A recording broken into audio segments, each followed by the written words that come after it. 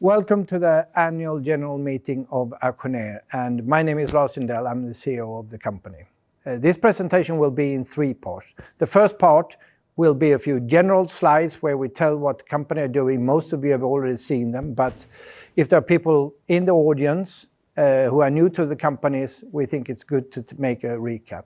The second part, we will look into 2018. What did we say we would do, and what have we actually achieved? And the third part, we will have a brief look into what are we focusing on for 2019. Explore the next sense. So, Acconeer does the world's smallest radar system. We call it pulse coherent radar, and that is actually the innovation in the product. With pulse, we mean that we pulse down both the sender and the transceiver and the oscillator between pulses. And with that, we save energy, and we therefore have a very, very energy efficient radar. Coherent means that each pulse we send, we do from exactly the same phase, which means that we can measure the difference between the sent signal's phase and the phase that is coming back. And with that, we can be extremely accurate. So we have a very energy efficient, accurate radar. Our ambition is to become world leaders in small, energy efficient and cost efficient radars. We want to be the first company in the world who brings radar into consumer electronics. We sell our product very broadly in the market. We are in very many different market segments, but we've segmented into robots and drones, where we have a number of projects, mobiles and wearables, Internet of Things or smart cities, where we see a very, very big amount of projects. Industry, where we are talking about precision measuring, and health and fitness. And with that, what we mean is really breathing detection. We also work quite a bit in the automotive industry. We are not a traditional car radar, as in the ADAS systems, but we see very many use cases inside the cockpit of a car. What are our unique selling points? Well, the innovation in the product I've already said a few words about. The innovation in the product is really the combination of being extremely power efficient in combination with being very accurate. Of course, we can record motions like any other radars, and we can see multiple objects. Optimized integration, what we mean with that is that we put the whole system, including the antennas, in a very, very small package. The package is 5 by 5 millimeter and it's 0.8 millimeters high, which means that it's spec'd so it can go into mobile phone. Material identification, what we mean with that is that all materials have a different dielectric constant. And since we are a time-of-flight radar, we can look at the bounce from the signal coming back and tell the difference between material with different dielectric constants. And robustness. What we mean with that is really to differentiate radar technology towards our competing technologies, which is mainly ultrasound and infrared. A radar does not have any natural sources of interference, and we can radiate through plastic and thin glass, which means we don't need an aperture. If you compare that to an infrared or an ultrasound, they both need apertures, but they can be disturbed by things such different colors, noise, temperature, or light. I've very many times said that when we go and meet customers, I always ask the question, who else is doing this and how do they compare to us? And I always get the answer that what we do is unique. So now I'm not the only one saying that, actually Gartner says it. We were nominated in their report as a cool vendor for novel sensor technologies, and there they nominated 3 companies. In order to be nominated in that report, you basically need to fulfill 2 criteria. First of all, you need to have a technology that is completely new to market that no one else has. And we do have that. Secondly, it should not only be a cool technology, but it should also be a technology that can have a real impact in the market, and Gartner thinks we can. Another thing that is new is that we have published a new corporate movie. If you remember the old one, we had made it with cartoon figures. Now we've actually made it in a live environment. The movie is fairly long, so if you want to watch the whole movie, you can find it on our website. But I wanted to show a few of the use cases here. One thing that is new with the movie is that the use cases we are showing in this movie are use cases we are working on right now, and we hope could be in products either in 2019 or in 2020. Acconeer's groundbreaking radar technology creates endless possibilities in a wide range of applications such as autonomous vehicles, e-health, human-device interaction, robotics, and the Internet of Things. Applications where size, precision, and low power consumption are key factors. This is what an ordinary day in an ordinary family in an ordinary town might look like, only a lot smarter than ordinary. Equipped with a radar sensor, a robot vacuum cleaner's efficiency can be increased by enabling automatic adaptation of its cleaning technique as it moves from one surface to another.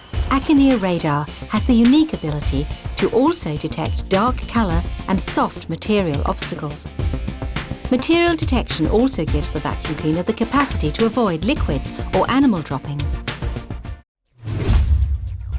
Power-efficient, high-performance sensors are vital in the Internet of Things products created for smart cities and smart homes.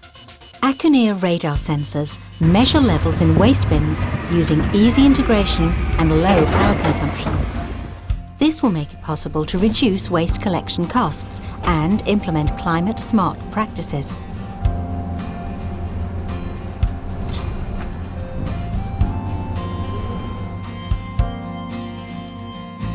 Information from the sensor can also be used to guide cars to a free parking lot.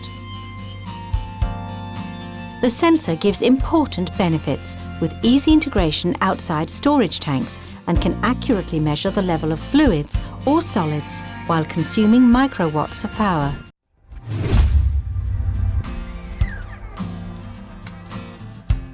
Acconeer radar sensors provide extensive opportunities for human-vehicle interaction, including the detection of a human presence and accurate event measurement and tracking. Radar sensors allow intuitive and smooth control of vehicle functions to be achieved.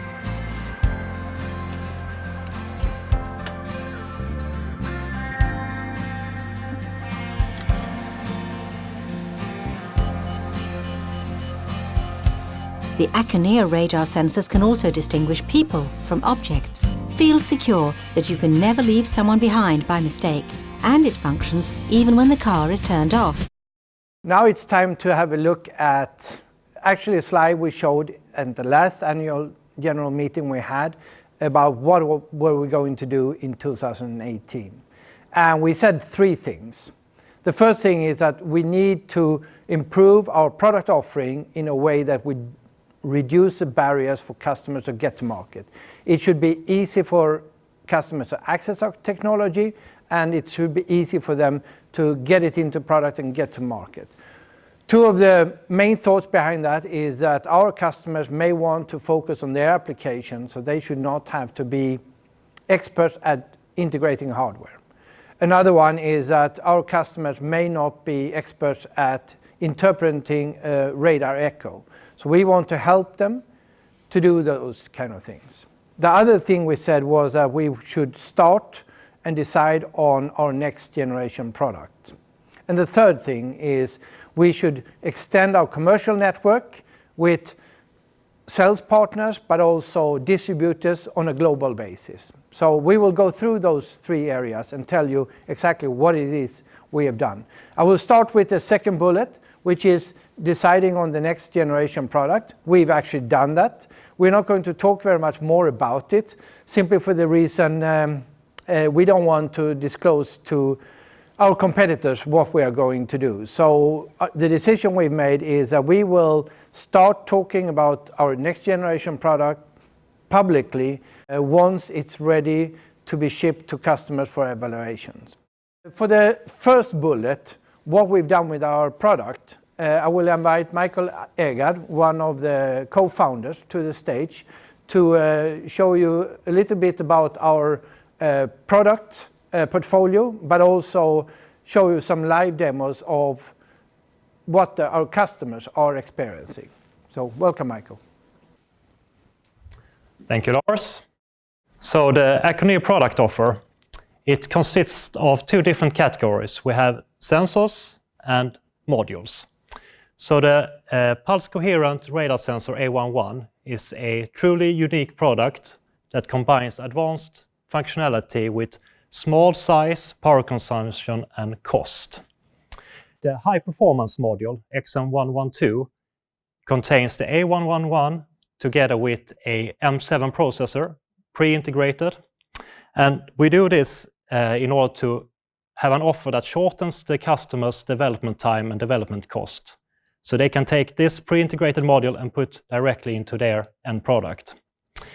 Apart from the hardware products, we also offer them together with a software development kit that contains everything the developer needs to take the product to a finished state. We also have what we call the exploration tool. It's a tool, an open source tool, that lets the user visualize the data from the sensor and also get some examples on how to do signal processing for different use cases. And looking back at what we have done during the year and what we're going to do this year in terms of hardware. Last year, in the first quarter, we released the A11 sensor. That was when the validation and qualification of the sensor was completed. Since then, we have also launched a number of evaluation kits. First one with fixed sensor position, then one with flexible sensor position. And then, as I said, we released a module, and together with that, we also released a breakout board to form an evaluation kit for the module. For the module and for the flexible sensor EVK, we are also now in Q2 going to release a series of lenses. So lenses is a plastic component that you have as a part of your plastic casing as a customer. And by including this, you can extend the range of the sensor, but you can also narrow the field of view for those applications that need that. And then as the final product that we're going to release this year is the IoT module. And the IoT module is really cool in the sense that it is the first time that the radar will be able to run on a coin cell battery for several of years. And that's what we're going to put in the market in the third quarter. Looking into the software part of our offer, it consists of two different parts, services and detectors. And services is what takes the sensor data, does some pre-processing to produce high quality output for the customer to use for their signal processing. The customer can either use that or use the output from one of our detectors. And a detector takes the service data as input and outputs a result. Distance, angle, motion, yes or no, or similar. And as you can see in the dashed boxes, we're also planning a number of new detectors that are currently in development. Sleep monitoring or speed measurement, for instance, is two examples. On top of this, we build reference applications, and those are the ones that we use to do use case specific demo movies. So at the top you see a few examples: level measurements, obstacle detection, parking space occupancy. So once we release them, the customer had access to reference applications, software, and documentation to be able to reproduce exactly what we have done. But before that, they need to get to that stage, and the way that the customers get to know our product is really by direct sales, trade shows, or website, or YouTube, getting in touch with our technology, getting inspired. The second step is that they go to DigiKey or some of our other distributors and buy an evaluation kit. And once they have that, they download the software from our developer site, and then they go to GitHub, which is an open source platform for open source code sharing. And there we have the exploration tool. And that's what we're going to show next. So we will do a quick version of this flow. So you are inspired. I have purchased the EV case. The software is downloaded and pre-installed, as are our GitHub. And now we're ready to try out the demo GUIs. This first part of the exploration tool is called the radar viewer, and it shows the output from our services and detectors. So this first service is called the envelope service. So on one axis you have distance, you have amplitude on a second, and history or time on one.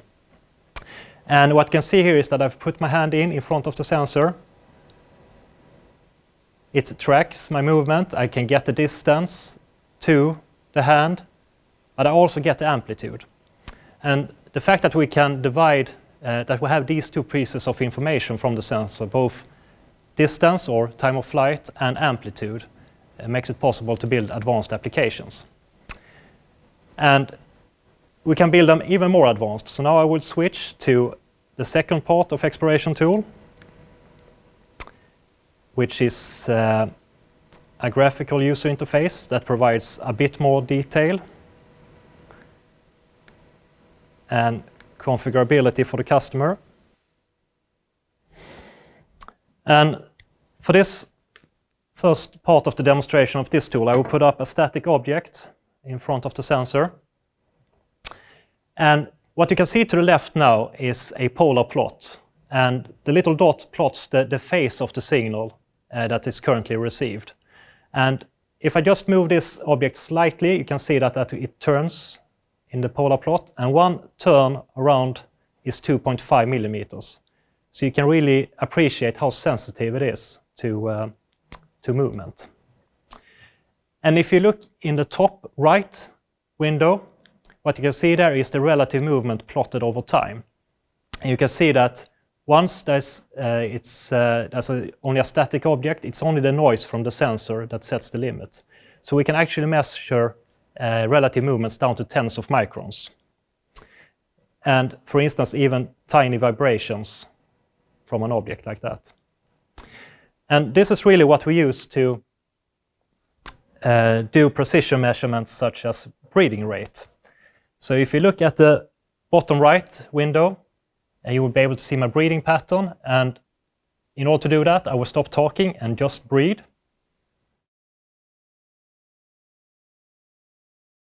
And I will help Michael a bit here. So what you will see here is actually Michael's breath in the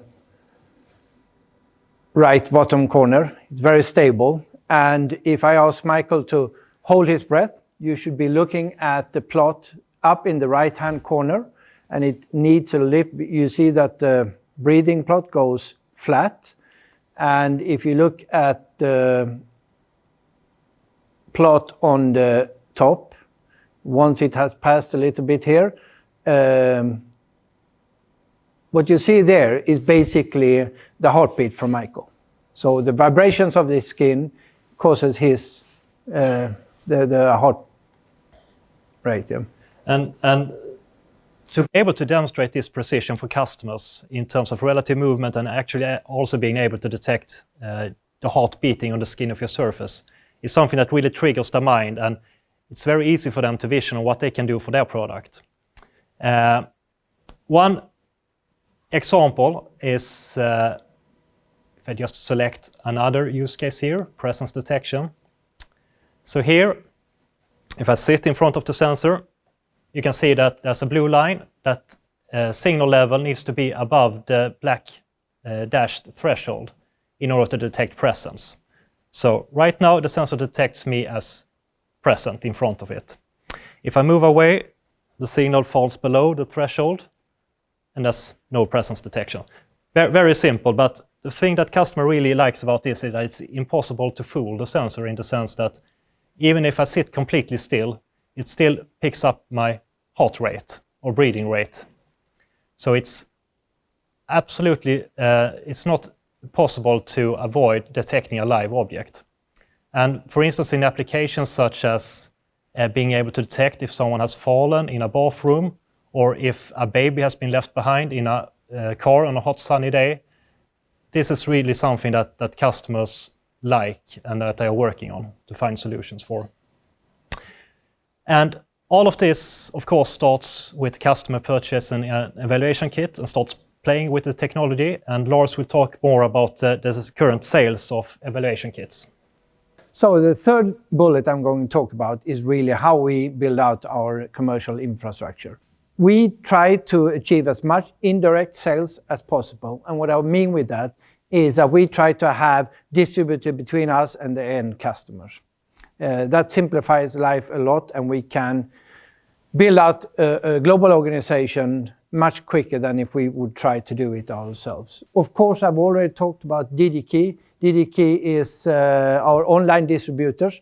They can ship everywhere in the world in 72 hours and to Europe in 48 hours. We also have what we call offline distributors, which are traditional distributors who have people on the ground who know the language, the culture, and also can support the customers with launching products.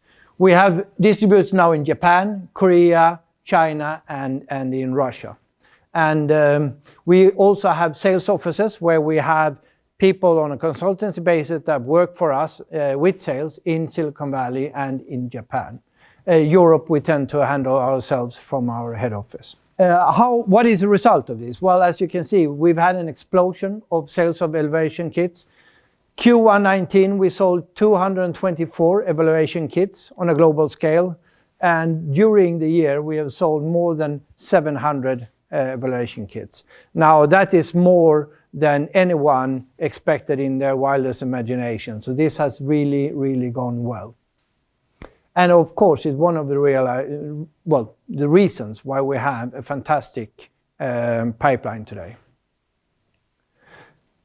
How they distribute globally, you can see here. US is, of course, the biggest. Sweden tends to be big because we get a lot of press in Sweden. But then you have Germany, Switzerland, Japan, UK, China, Korea, Canada, and Spain. So people are buying our evaluation kits truly on a global basis. Last year, this is also a slide from last year. Last year, we talked about customer projects. So what I wanted to do is to connect back to what we said last year and explain what has happened to these customer projects. So of course, DDK I've already talked about. It has been a huge success for us.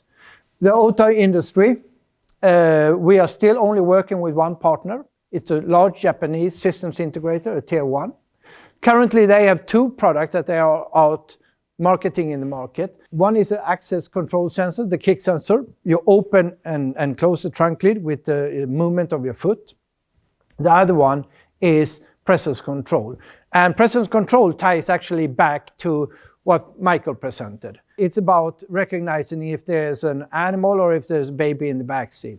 Euro NCAP drives this. What Euro NCAP is that it's a consumer organization that rates the security of a car. And if you in 2022 wants to have a car with the highest classification of safety, then you have to have a presence detection in the car so that you get an alarm if you forget an animal or a baby, or an operator, an alarm assistant get an alarm when someone is forgotten.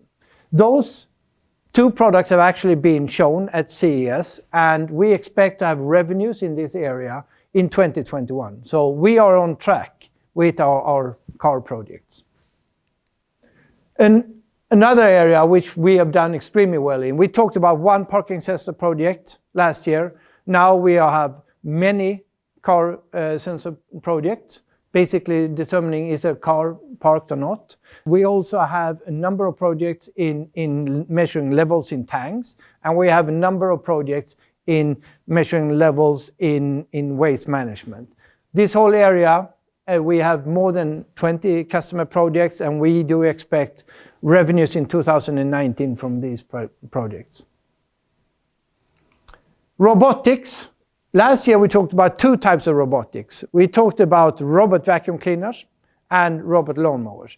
Robot vacuum cleaners, we primarily talked about the project we had looking down and being able to see detect water on a surface.